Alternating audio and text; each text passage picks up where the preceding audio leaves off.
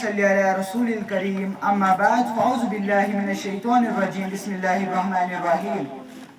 مشکل تھے راستے آساں ہو گئے، دشمن یہ دیکھ کر حیران ہو گئے، رکھا جب قدم میرے نبی نے دنیا میں، پتھر بھی کلمہ پڑھ کر مسلمان ہو گئے۔ جناب صدر اور میرے ہم مکتب ساتھیوں، السلام علیکم ورحمۃ اللہ وبرکاتہ۔ نگاہ عشق و مستی میں وہی اول وہی آخر، نگاہ عشق و مستی میں وہی اول وہی آخر، وہی قرآن وہی فرقہ وہی یاسین وہی طٰہٰ۔ جناب صدر، یقین مانے جب یہ موضوع مجھے ملا، دل کھلا، دماغ سوچوں کا مرکز بنا، جسم کا روح تازے لہو کی طرح تھم گیا کہ آج مجھے سیرت النبی صلی اللہ علیہ وسلم پر کچھ کہنا ہے۔ جناب صدر، یقین مانیے جب میں سیرت النبی صلی اللہ علیہ وسلم کا تذکرہ کرتا ہوں تو مجھے طائف کی وادی میں پتھر کھا کر بھی ہدایت دینے والے نظر آتے ہیں۔ جب میں سیرت النبی صلی اللہ علیہ وسلم کے موضوع پر بات کرتا ہوں تو مجھے مکہ میں عام معافی کا اعلان کرنے والے خیر البشر یاد آ جاتے ہیں۔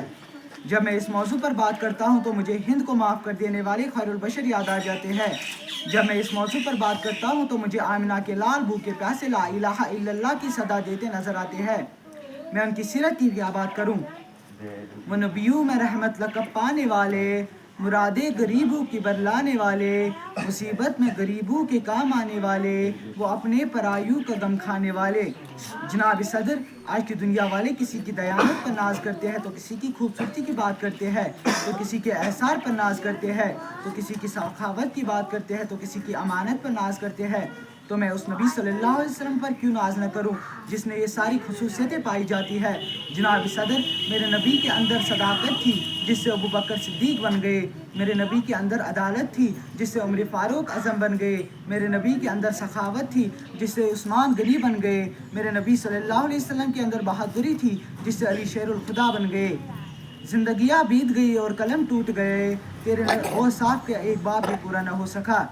جناب صدر، یقین مانیے جس کے دل میں نبی صلی اللہ علیہ وسلم سے محبت نہیں، الفت نہیں، جذبہ نہیں، ایسے دل والا انسان فاسق تو ہو سکتا ہے، فاسق تو ہو سکتا ہے، منافق تو ہو سکتا ہے، کافر تو ہو سکتا ہے، پر ایسے دل والا انسان مومن اور مسلمان کبھی بھی نہیں ہو سکتا۔ آج عشق رسول صلی اللہ علیہ وسلم کے بڑے بڑے دعویٰ کرنے والے گستاخ رسول اللہ صلی اللہ علیہ وسلم کا ساتھ دیتے نظر آتے ہیں۔